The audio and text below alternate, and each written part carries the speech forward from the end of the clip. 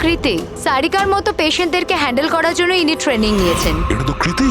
তুমি চেনো? হ্যাঁ, কৃতি স্যার, পালস চলছে, এখনো বেঁচে আছে। এ সারিকার রুমের বাইরে।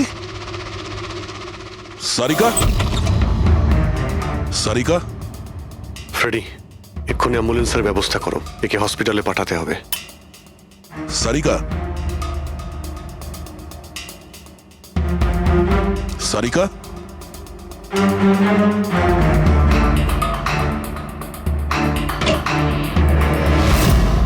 সারিকা, সারিকা, অভিজিৎ। না না না না না, কিছু নেই, কিছু নেই। Relax, আমরা relax. সিআইডি থেকে এসো। রিল্যাক্স বাইরে রিল্যাক্স, এসো, বাইরে এসো, বাইরে এসো। রবি, এসো। সাবধানে। তুমি ঠিক আছো তো? বসো, এখানে বসো। থ্যাংক গড, একে পাওয়া গেছে। তুমি ঠিক আছো? সবাইকে মেরে দিয়েছে, সবাইকে মেরে দিয়েছে স্যার। এক মিনিট, এক মিনিট। কে করেছে এসব?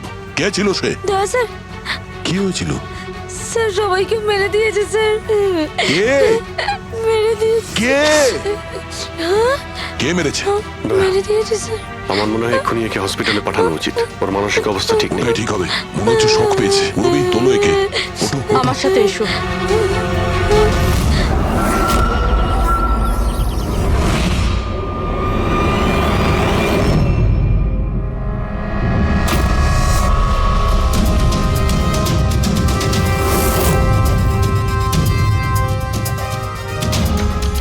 স্যার, আপনি আমাকে ঘরে কেন যেতে দিচ্ছেন না? আমার বউ খুন হয়েছে। স্যার প্লিজ, স্যার প্লিজ, আমি একবার দেখতে চাই, শুধু একবার। মিস্টার জয়ন্ত, আপনার স্ত্রীর খুন হওয়ার জন্য আমরা খুব দুঃখিত, কিন্তু আমরা আপনাদেরকে ভেতরে যেতে দিতে পারি না। 3 জনের উপর হামলা হয়েছে, একজন মারা গেছে, একজন আহত, আর একজন শক পেয়েছে। আর আপনারা বলছেন যে আপনারা কিছুই জানেন না। হ্যাঁ, সত্যি আমরা কিচ্ছু জানি না স্যার। ইনফ্যাক্ট আমরা এখানে কেউ ছিলামই না স্যার। আমরা সবাই নিউ বোম্বেতে ছিলাম একটা পার্টিতে। কোন পার্টি?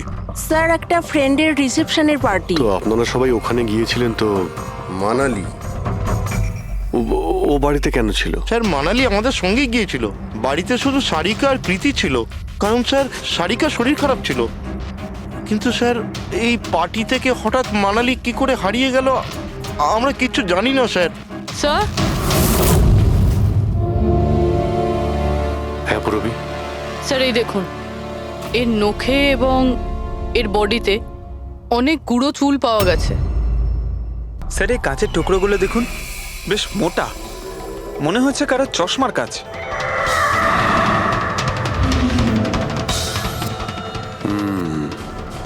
চশমারই মনে হচ্ছে। রেখে দাও সাবধানে। এই টেনে নিয়ে যাওয়ার চিহ্নের সঙ্গে রক্তের ফোঁটা।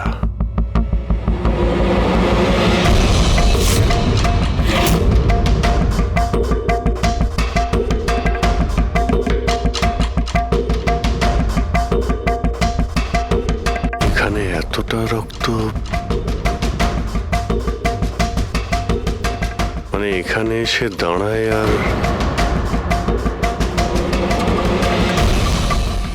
বাইকের চাকার দাগ। কেউ আহত অবস্থায় এখানে আসে আর বাইকে উঠে এখান থেকে বেরিয়ে যায়। আচ্ছা একটা কথা বলুন তো, আপনাদের মধ্যে বাইক কার কাছে আছে? বাইক? না স্যার বাইক তো কারুর কাছে নেই, আমাদের সবার কাছে নিজের পার্সোনাল গাড়ি আছে স্যার। এই বাড়িতে টোটাল 5টা কার আছে স্যার। কিন্তু অভিজিৎ, এটা কেন জিজ্ঞাসা করছো? কারণ কেউ খুবই আহত অবস্থায় বাইকে উঠে এখান থেকে চলে গেছে, আর আমার পুরো বিশ্বাস যে খুনি সেই। আই থিঙ্ক এর জবাব সারিকাই দিতে পারবে। ওর জ্ঞানটা একবার ফিরে আসুক। বাই দ্য ওয়ে, আপনাদের মধ্যে কি কারো চোট বা আঘাত লেগেছিল? আঘাত আমাদের? স্যার আপনার কথার মানে কি? আমাদের কেন চোট লাগবে? আপনারা আমাদেরকে সন্দেহ করছেন? যতক্ষণ এই কেসটা সলভ না হবে আমরা সবার উপরেই সন্দেহ করব। আর আপনারা যদি আমাদের সঙ্গে সহযোগিতা না করেন তাহলে আমাদের সন্দেহ আরো বেড়ে যাবে। হ্যাঁ, তাই প্লিজ কোঅপারেট।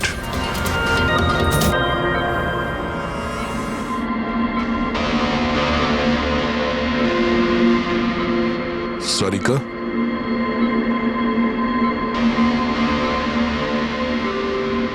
আচ্ছা তুমি কি ঠিক আছো? অভিজিৎ, সারিকা, দয়া স্যার। তুমি ঠিক আছো?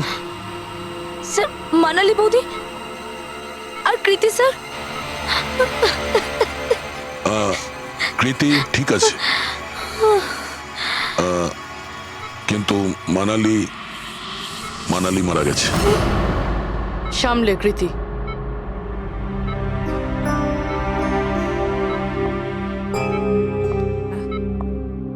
কৃতি,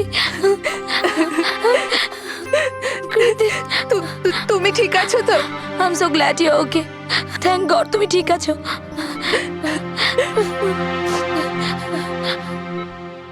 আচ্ছা, কাল এক্স্যাক্টলি কি হয়েছিল তুমি বলতে পারবে?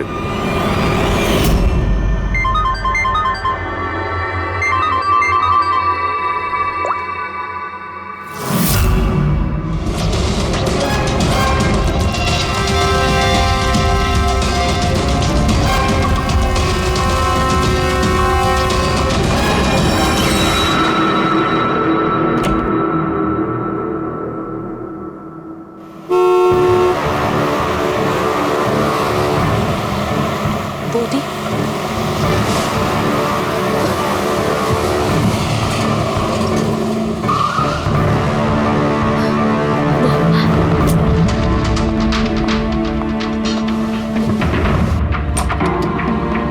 সারিকা,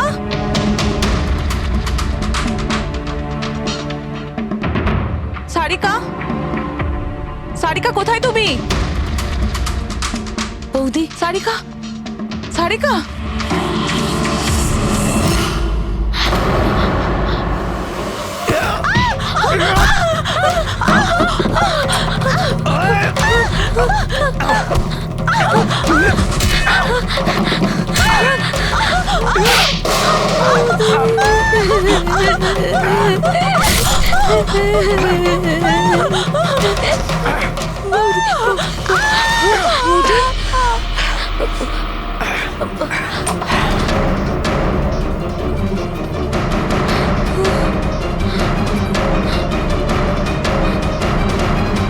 কৃতি, কৃতি, কৃতি। তো তুমি ওনার দরজাতে ধাক্কা দিয়েছিলে। তো কৃতি, আপনি কি দেখেছিলেন? আপনার উপরে আক্রমণ কি করে হলো? সারিকার জোরে চিৎকারের আওয়াজ পেলাম, আমি তখনই ঘর থেকে বাইরে আসি। সারিকা, এইসব কি করে? কৃতি, কৃতি, সারিকা তুমি ঠিক আছো তো? কৃতি, আমি আমার রুমে। কৃতি, আমি এখানে। Okay okay okay Sarika, you don't worry, I am coming. Kriti সাবধানে, খুনি এখনো বাড়িতেই আছে। খুনি? সারিকা, তুমি ওকে দেখেছো যে কৃতির ওপর হামলা করেছে? হ্যাঁ স্যার, আমি দেখেছিলাম। সারিকা,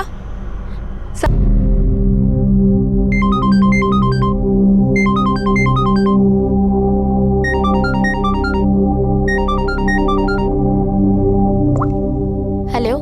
হ্যালো সারিকা, সারিকা প্লিজ তুমি নিজে ঘর থেকে বেরো আর কোথাও একটা লুকিয়ে পড়ো। লুকিয়ে পড়বো? কিন্তু কেন বৌদি, সব ঠিক আছে? হ্যালো সারিকা, আমার কথা শোনো, তুমি টাইম ওয়েস্ট করো না, তুমি নিজের ঘর থেকে বেরো। আমি এই পার্টিতে এখানে শুনেছি তোমার জীবনের ঝুঁকি আছে, কেউ তোমাকে ওখানে মারতে আসছে। সারিকা প্লিজ ঘর থেকে বেরো। কি বলছো তুমি বৌদি? Hello hello. ওই লোকটা যেই হোক ও তোমার লেফট সাইডে আসবে, আমিও পুলিশ নিয়ে আসছি ওখানে। প্লিজ প্লিজ তুমি টাইম ওয়েস্ট করো না, ঘর থেকে বেরিয়ে পড়ো। হ্যাঁ হ্যাঁ, কিন্তু বৌদি, হ্যালো।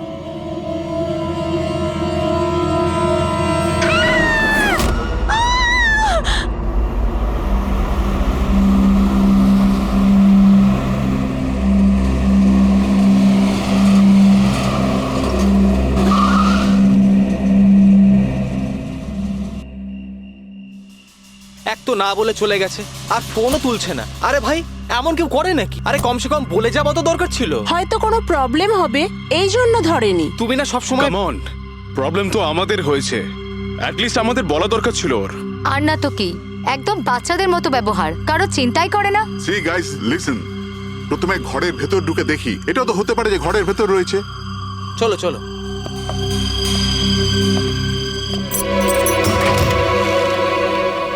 এখানে তো অন্ধকার কেন? আমি আলো জ্বালাচ্ছি।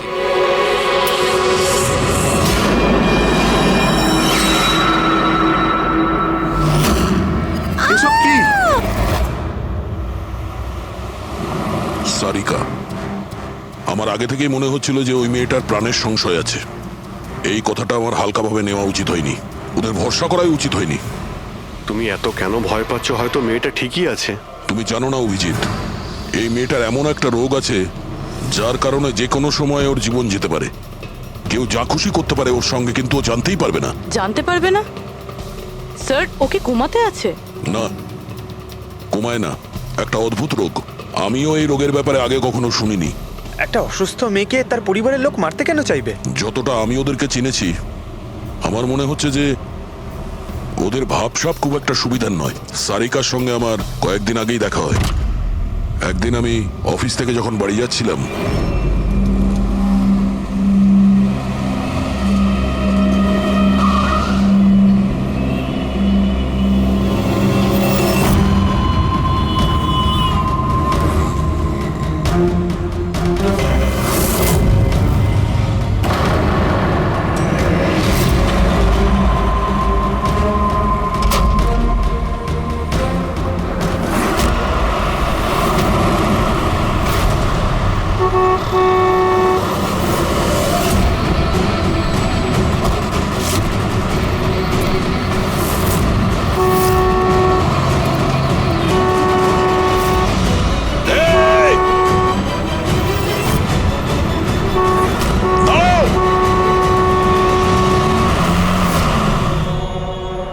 কি করছিলে তুমি? হ্যাঁ, এত বড় একটা ট্রাক সামনে থেকে বেরিয়ে গেল, তুমি দেখতে পাওনি? ও হর্ন বাজাচ্ছিল, তুমি শুনতে পাওনি? হ্যাঁ, আত্মহত্যা করার চেষ্টা করছিলে কি? মনে হচ্ছে দেখতেও পায় না, শুনতেও পায় না। কিন্তু এই রাস্তায় একা কি করছে? কে কে আছে এখানে? আকাশ দাদা? কে আপনি? কে? তার মানে আপনি দেখতে পান? তাহলে আপনি আমি আর ওই ট্রাক দেখতে পাননি? চাপা দিয়ে চলে যেত আপনাকে যদি আমি আপনাকে না বাঁচাতাম। সরি, আমি সত্যি দেখতে পাইনি। সারিকা, সারিকা তুমি ঠিক আছো তো? সারিকা, তুমি একলা কোথায় চলে গেছিলে? তোমার যদি কিছু হয়ে যেত তাহলে? আমি আগেই বলেছিলাম আমরা প্রপার্টি দেখতে যাচ্ছি, ওকে সাথে করে নিয়ে যাওয়ার কোনো দরকারই ছিল না, কিন্তু আমার কথা কেউ শোনেই না। রজনী প্লিজ থামো তুমি। ইনি ঠিকই বলছেন, আমি নিজে দেখেছি। ওনার লেফট সাইড দিয়ে একটা ট্রাক আসছিল, উনি দেখতে পাননি। ও হর্ন বাজাচ্ছিল, শোনেনি। চাপা দিয়ে চলে যেত ট্রাক যদি আমি না থাকতাম। থ্যাংক ইউ দাদা, থ্যাংক ইউ ভেরি মাচ। হ্যাঁ দাদা, সত্যি ও ট্রাকের আওয়াজ শুনতেও পাইনি আর দেখতেও পাইনি। তার মানে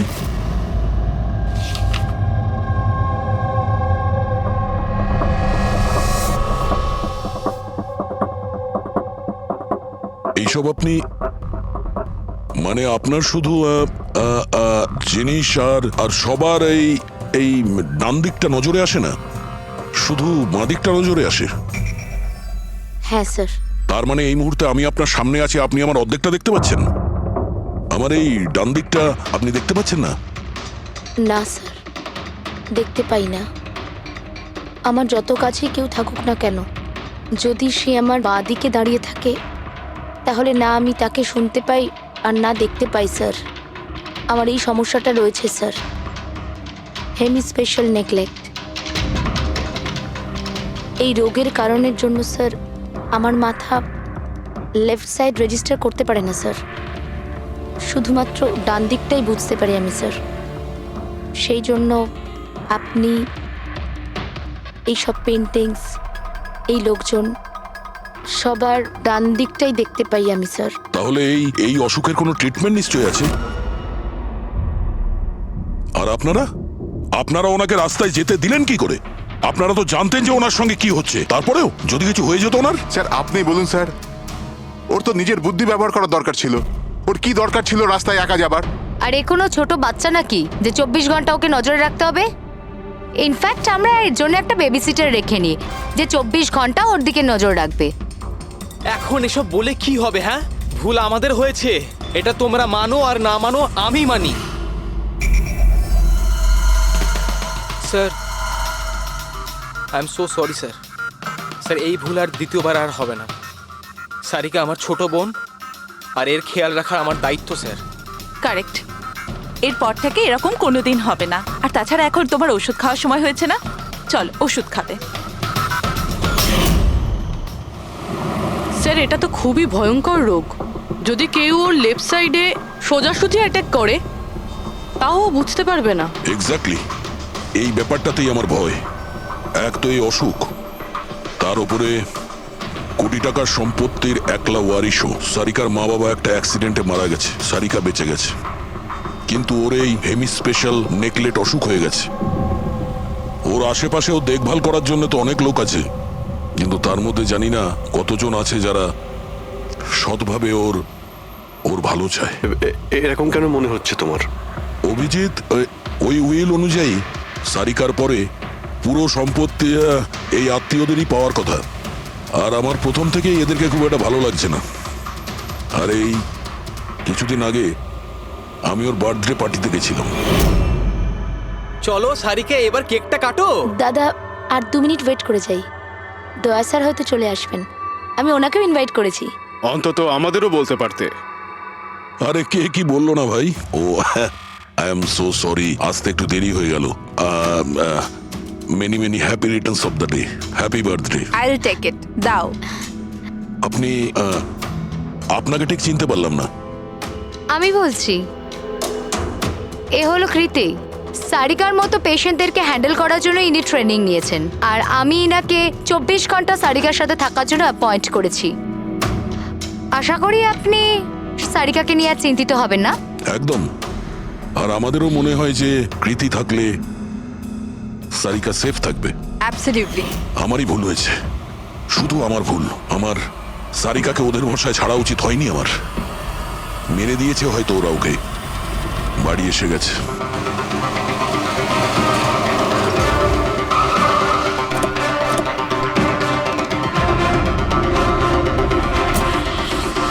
কোথায় ও? হ্যাঁ, কি করেছো তোমরা ওর সাথে? স্যার আমরা তো জানি না কি হয়েছে, আমরা তো কিছুই করিনি স্যার।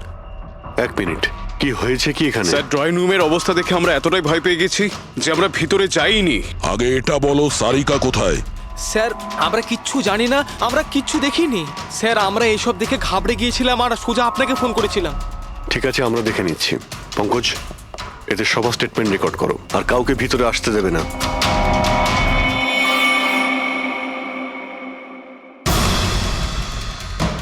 সারিকা, সারিকা, কেউ আছেন? এখানে তো মনে হচ্ছে অনেক কিছুই হয়েছে। এত রক্ত তো কোনো একজনের হতেই পারে না।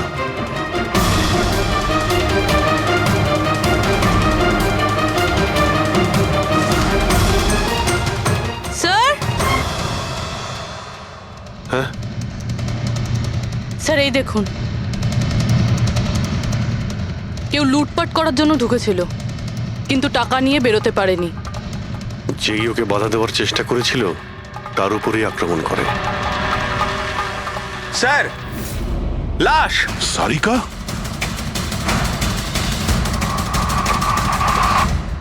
ও নো।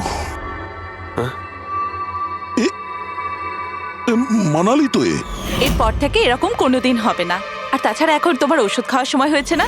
সারিকার ছোট বৌদি, জয়ন্ত স্ত্রী। তাহলে ও কোথায় আছে?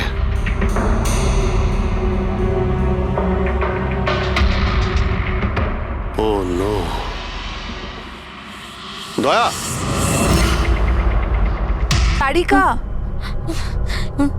কৃতি, কৃতি, সারিকা, সেই মুহূর্তে তুমি যা যা দেখেছো সেটা তুমি একটা পেপারের ওপর আঁকতে পারবে? হ্যাঁ স্যার।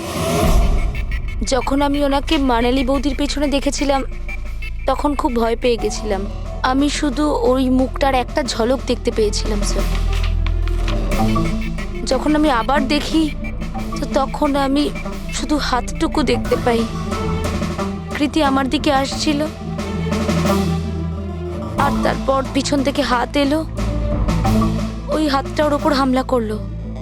লোকটা রেনকোট পরেছিল আর গ্লাভস আর একটা বড় চকপকি ঘড়ি, এই যে একেবারে সেরকমই হুবহু যেমনটা আমি দেখতে পেয়েছিলাম।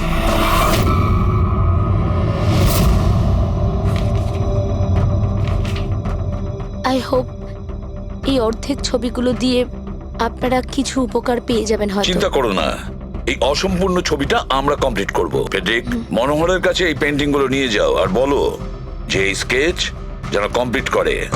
Sarika, thank you so much. আপনি যেতে পারেন, টায়ার্ড হয়ে গেছেন হয়তো। চলো সারিকা।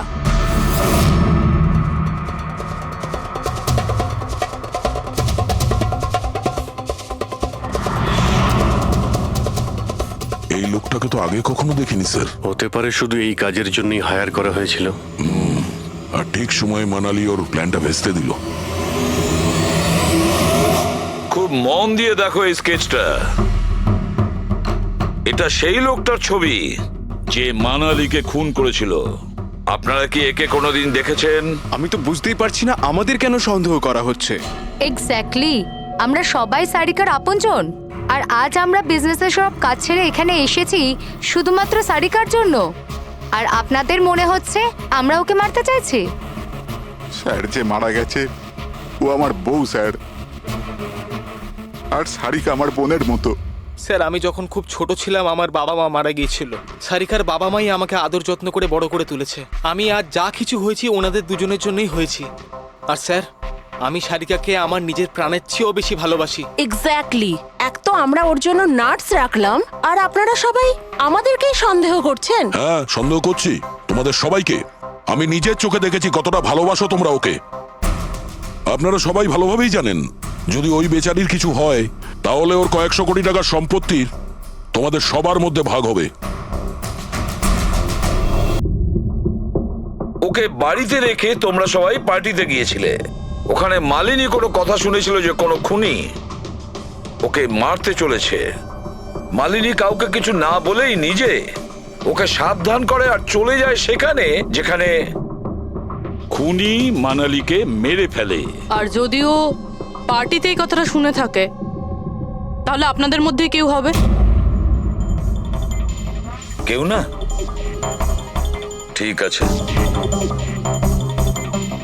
তোমরা এখন যেতে পারো, কিন্তু একটা কথা ভালো করে মনে রাখবে, আমাদের কড়া নজর থাকবে তোমাদের উপরে। অভিজিৎ, দয়া, ও বলছিল মানালি ওকে ফোন করেছিল যে মানালি পুলিশ নিয়ে ওর বাড়িতে পৌঁছচ্ছে। এক্স্যাক্টলি স্যার, কিন্তু ও না আমাদের সঙ্গে কন্ট্যাক্ট করেছে না পুলিশের সঙ্গে। হতে পারে কেউ ওর পিছু নিয়েছিল, তাই হয়তো ও ভয় পেয়ে গিয়েছিল। একটা কাজ করি আমরা, পঙ্কজ, পুরবী, ওই পার্টিতে যে কয়জন লোক এসেছিল ওদের প্রত্যেকের নাম আর ফোন নাম্বার বের করো আর খোঁজ নাও ওই রাতে মানালির বাড়ির আশেপাশে ওদের মধ্যে কার ফোন অ্যাক্টিভ ছিল।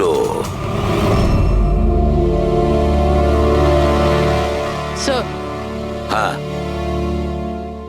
স্যার, ওই রাতে ওখানে 250 লোক ছিল, কিন্তু স্যার একজন হচ্ছে ঈশান। ওই রাত্রেও পার্টিতে ছিল আর ওখান থেকে ও সারিকার বাড়ির দিকে গেল যখন মানালি পার্টি ছেড়ে গেল। আর ফোন ওখানেই বন্ধ হয়ে যায় ওদের বাড়িতে। স্যার, আর একটা আজব ঘটনা ঘটেছে। মানালি সেই রাতে ওই বাড়িতে ফোন করেইনি, বরং সেখান থেকে ব্যান্ড্রায় গিয়েছিল কোয়াড্রাম, আর তারপর থেকে ফোনটা সুইচড অফ। মানালির সেলফোন তোর কাছেই ছিল ওই ক্রাইম সিনে।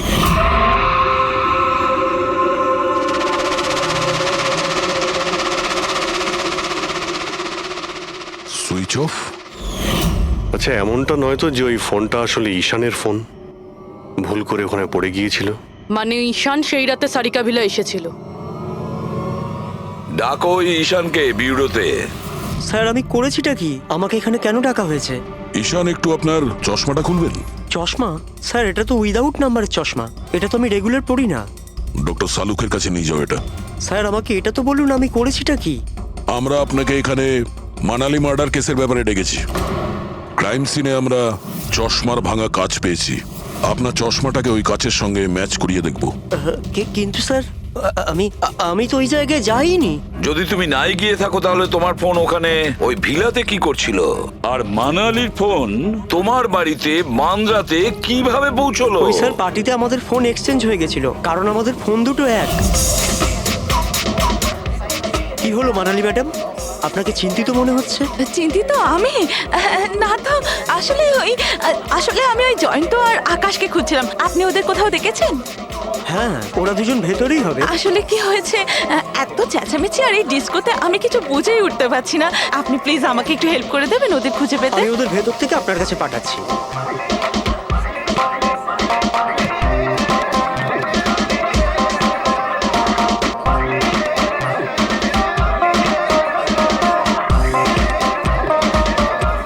মানালি,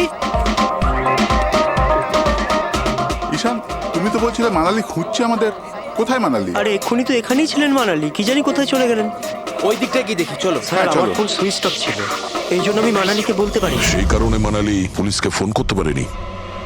স্যার আমাকে বিশ্বাস করুন, আমি খুন করিনি। খুনি না হলেও খুনির সঙ্গী তো হতে পারো, যে ওখানে ওই পার্টিতে উপস্থিত ছিল। তুমি পার্টিতে মালিনীর সমস্ত কথা শোনো, আর যখনই মানালি ওখান থেকে বেরোয় তুমি মানালির পিছু নাও। কোনো কায়দা করে তুমি মানালির ফোন তোমার বাড়ি ব্যান্দ্রাতে পাঠিয়ে দিলে, আর ওখানে পাওয়া চশমার কাঁচের টুকরো, আমাদের সন্দেহ ওটা তোমার চশমার রিপোর্ট তো আমরা পেয়েই যাব আমাদের ফরেন্সিক ল্যাব থেকে। ঈশান, শুধু ঈশানের কাছে কোনো কারণ নেই, কিন্তু সবার কাছেই কোনো না কোনো কারণ আছে সারিকাকে মারার জন্য। দিয়া আর অভয়, এদের দুজনের তো টাকার খুব প্রয়োজন ছিল, হতে পারে এরা দুজন করেছে।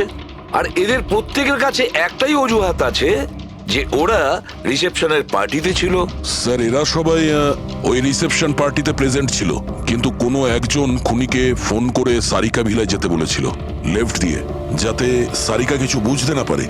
তারপর সারিকাকে মারবে, কৃতিকে মারবে, আর সবাই ভাববে দেখে যেন মনে হয় চুরি করার উদ্দেশ্যে খুনটা হয়েছে। আর এই সব কিছুই মালিনী শুনে ফেলে। তারপর ননদকে বাঁচানোর জন্য ও বাড়ি ফিরে আসে, কিন্তু ও সেখানে খুন হয়। কিন্তু মারা যাওয়ার আগে ও খুনিকে আহত করেছিল।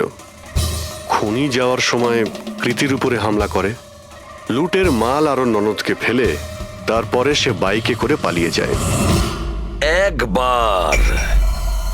শুধু একবার এই খুনির ব্যাপারে কিছু যদি জানতে পারি না, কিছু, তাহলে ধরে নাও মাস্টার মাইন্ড আমাদের হাতে। স্যার খুনির বাইকের টায়ারের চিহ্ন, আশেপাশে পড়ে থাকা রক্তের ফোঁটা সব চেক করেছি, কিন্তু কিচ্ছু জানতে পারিনি। স্যার মনে হয় যে খুনির কোনো পাস্ট রেকর্ড নেই। এর মানে হলো খুনি কোনো পেশাদার অপরাধী নয়। স্যার মানালির জামা কাপড় থেকে আর নখ থেকে যে চুলগুলো পাওয়া গেছে, সালুনকে স্যার সেটা টেস্ট করছে, হয়তো কিছু পাওয়া যাবে।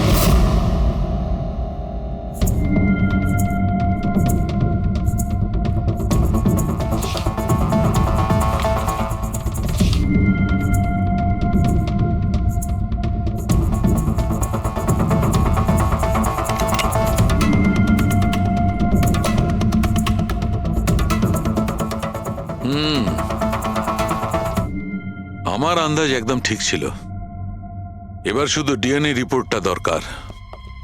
হ্যাঁ সালুকে বস, হ্যাঁ একটা কথা ঠিক যে ঈশান খুনি নয়, কারণ ক্রাইম স্পট থেকে এই যে চশমার লেন্সের ভাঙা টুকরো পাওয়া গেছে, এইগুলো ঈশানের চশমার সঙ্গে ম্যাচ করছে না।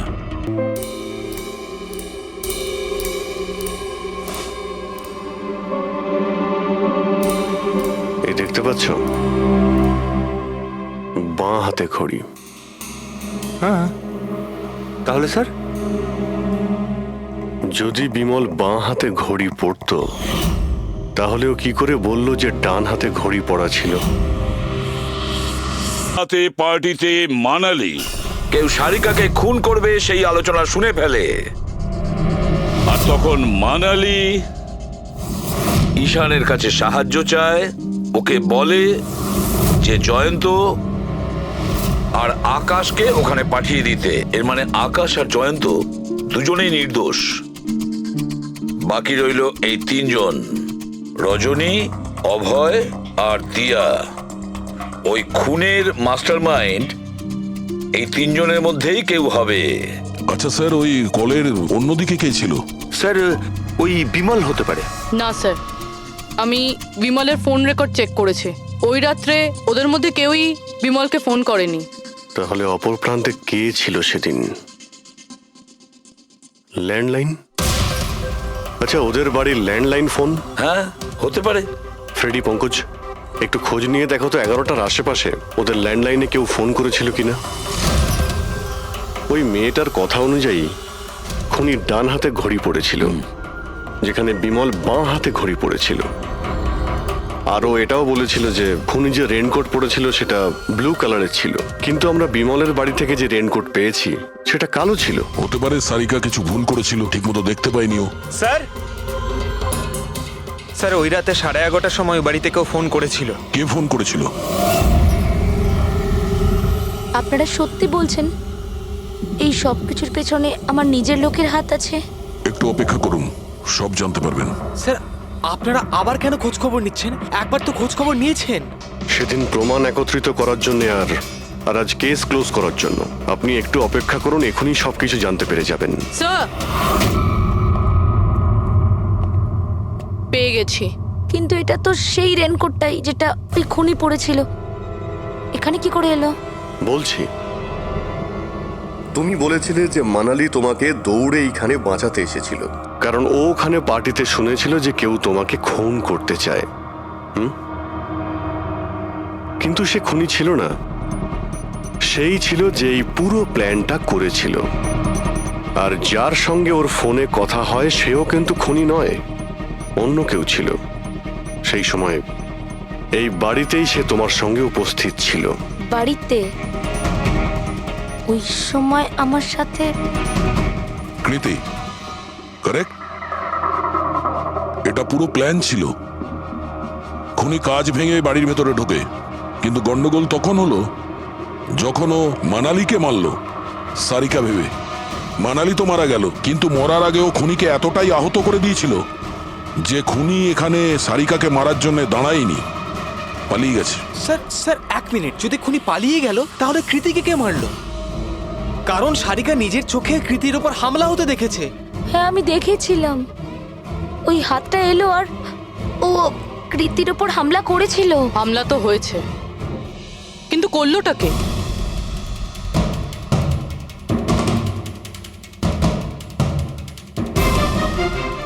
আপনারা সবাই আমাকে এভাবে কেন দেখছেন? এর উত্তর তো শুধু তুমিই দিতে পারবে কৃতি। ও রাত ঠিক 10:30টার সময় শুয়ে পড়েছিল, আর মানালি কাউকে ফোনে কথা বলতে শুনেছিল রাত 11:10 আর সেই ফোনটা এসেছিল এই বাড়ির ল্যান্ডলাইনে। কে রিসিভ করেছিল সেই কলটা? যদি আমরা এটা মেনেও নিই যে বিমল তোমার ওপর হামলা করেছে, তাহলে ও তোমাকে বাঁচিয়ে রাখলো কেন? ও মানালিকে এত নৃশংসভাবে মারলো, আর তোমাকে শুধু এই একটা আঘাত কেন? ও সারিকাকে কেন মারলো না? আর এই চুরি করা টাকা ছেড়ে পালালো কেন? আর সব থেকে বড় প্রশ্ন, ও খুনিকে এই ব্লু কালারের জ্যাকেট পরে থাকতে কি করে দেখলো? কি করে দেখলো সেই ঘড়িটা যা বিমল লেফট হ্যান্ডে পড়তো, রাইট হ্যান্ডে নয়? বিমলের রেইনকোটের কালার ছিল ব্ল্যাক।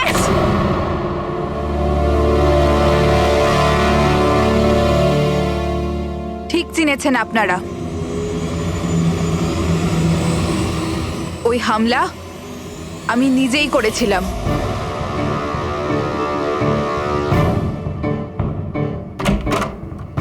সারিকা, সারিকা কোথায় তুমি? মানালি এখানে এই সময়? সারিকা,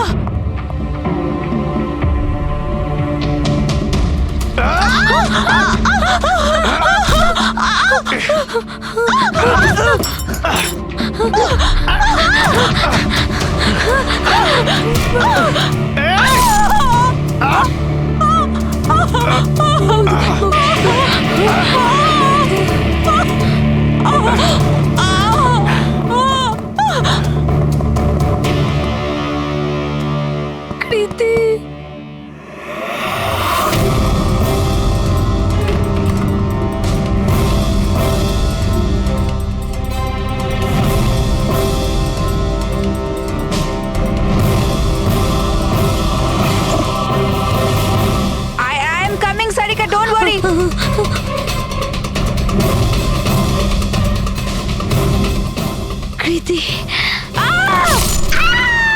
কারণ আমি চাইনি কেউ আমার উপর সন্দেহ করুক। আর তুমি যখন এত কিছু বলেই দিলে তখন ওই মাস্টার মাইন্ডের নামটাও বলে দাও। হ্যাঁ, আর তুমি যদি বলো ওর নামটা আমি বলে দিই, যে মানালিকে মেরেছে আর সারিকাকে মারতে পারতো। কি রজনী দেবী, আপনি জানেন আমরা কার কথা বলছি? রজনী তুমি? হ্যালো, কিলার শার্প 11:30টায় পৌঁছে যাবে। সারিকার খেলা শেষ, যে কোনো মূল্যে করতেই হবে। ওই আমার বাকি টাকাটা? তুমি তোমার পয়সা পেয়ে যাবে। ওকে।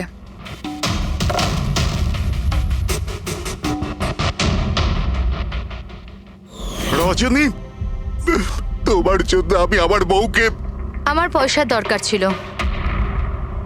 সারিকার বেবি সিটিং করতে করতে আমি হাঁপিয়ে উঠেছিলাম। আর এইসব তোমার জন্য হয়েছে আকাশ।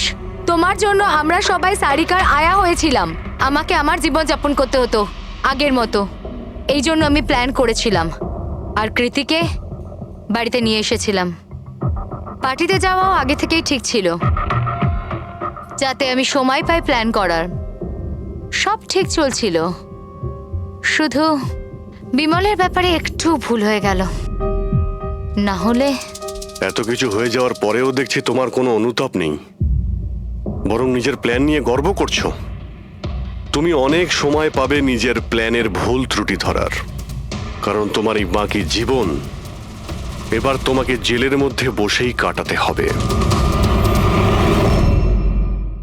এক তো ঈশানের চশমার পাওয়ার 0, আর দ্বিতীয়ত ঈশানের যে চশমাটা তার লেন্সগুলো একদম নর্মাল, কিন্তু এই লেন্সটা ফটোক্রোম্যাটিক, মানে রোদের সঙ্গে রং পাল্টায়। আচ্ছা, ওই যে রক্ত পাওয়া গিয়েছিল ওই বাইকে টায়ারের মার্কের কাছে, সেটা কি খুনির রক্ত? হ্যাঁ, ওই রক্তটা খুনিরই, যার বয়স 25 থেকে 30 বছরের মধ্যে। আর মানালির নখে যে চুলটা পাওয়া গেছে ওটা নিশ্চয়ই খুনির।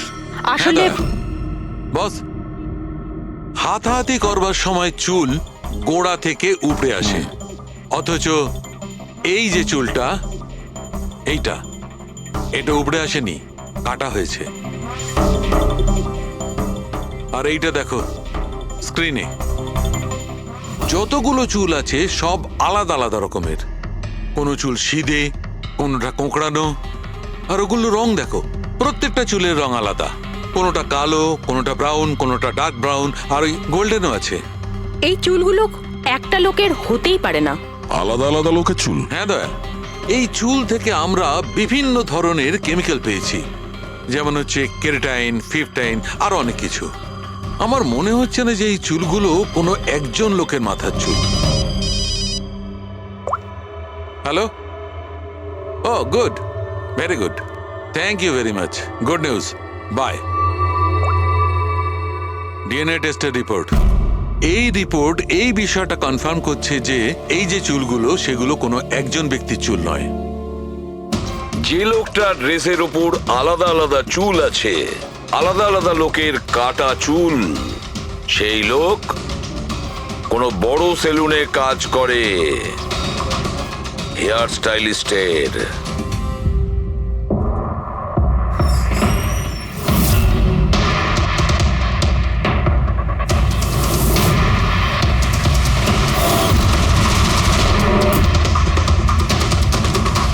স্যার, এ তো বিমল, আমাদের স্পায়ের স্টার হেয়ার স্টাইলিস্ট।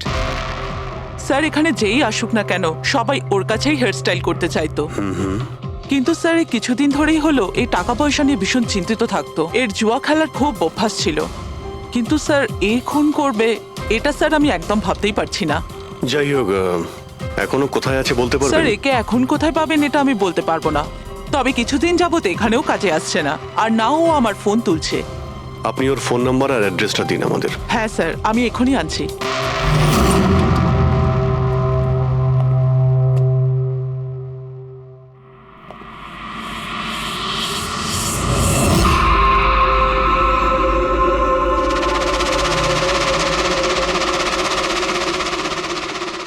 ও নো, এ তো গেছে। বিষ খেয়েছে। এখানে আঘাত লেগেছে আর এই এই কাঁধেও নখের চিহ্ন। মানে এই হলো সেই যে মানালিকে খুন করেছে। দেখো কিছু পাওয়া যায় কিনা।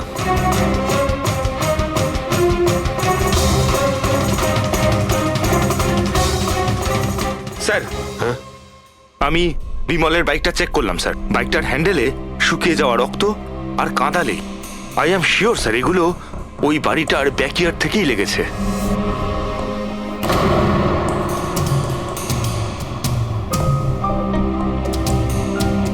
স্যার স্যার এই ভেঙে যাওয়া চশমা আর এই রেনকোট পেয়েছি।